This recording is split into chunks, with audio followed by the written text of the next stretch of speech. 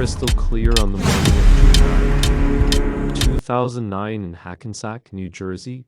With an entourage including his lawyer and a camera crew, Charlie Wingate, as known as Max B., confidently strode through the parking lot of the Bergen County Courthouse. As he approached the fortress-like building, he told the camera that he'd be found innocent and leave a free man. His attorney, Gerald Saluti, bragged about his cross-examination of the state's star witness and was pretty sure of a victory. The mood in Max's camp was extremely optimistic as they walked towards the courthouse's thick stone walls. But the wave that Charlie Wingate had been riding would abruptly knock him over that morning. In the Hackensack courtroom of Judge Harry G. Carroll, Max would be found guilty and possibly spend the rest of his days in a New Jersey prison. Like most other court proceedings, it was mundane, almost boring. Judge Carroll read the charges and the jury's foreman replied guilty to nearly everyone. Then the jury was polled and they all agreed that Max and his stepbrother, Calvin Leardom, had planned a crime that resulted in one David R. Taylor losing his life. The jury exited. Max and his lawyers embraced, and a stoic Mr. Wingate kept his composure as he was placed in handcuffs, unlikely to be a free man ever again.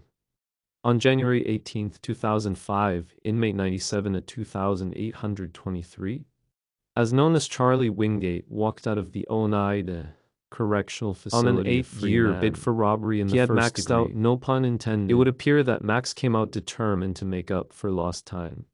How he got involved with diplomats Capo Jim Jones is anybody's guess.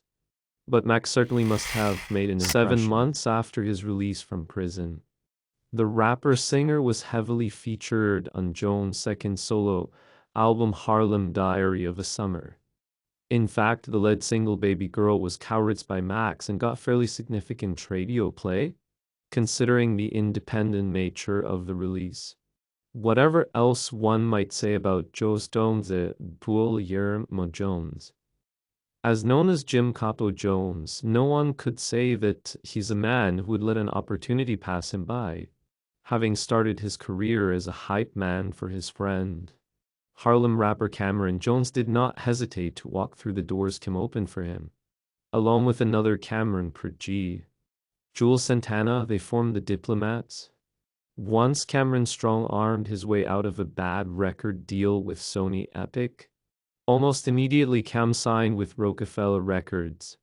Through his long-time affiliation with Rockefeller co-founder Damon Ash, and the Harlem Group's debut went platinum. Jones had bigger plans though.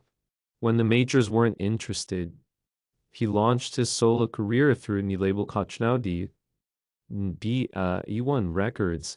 His first album sold surprisingly well, but Jones was still mostly known for being Cameron's sidekick. It was not until he began working with Max B that Jones would come within striking distance of the level of wealth and fame he so clearly wanted. Only talk to him in order to smoke his weed. Gina and Max's relationship would end up being something neither party would soon forget.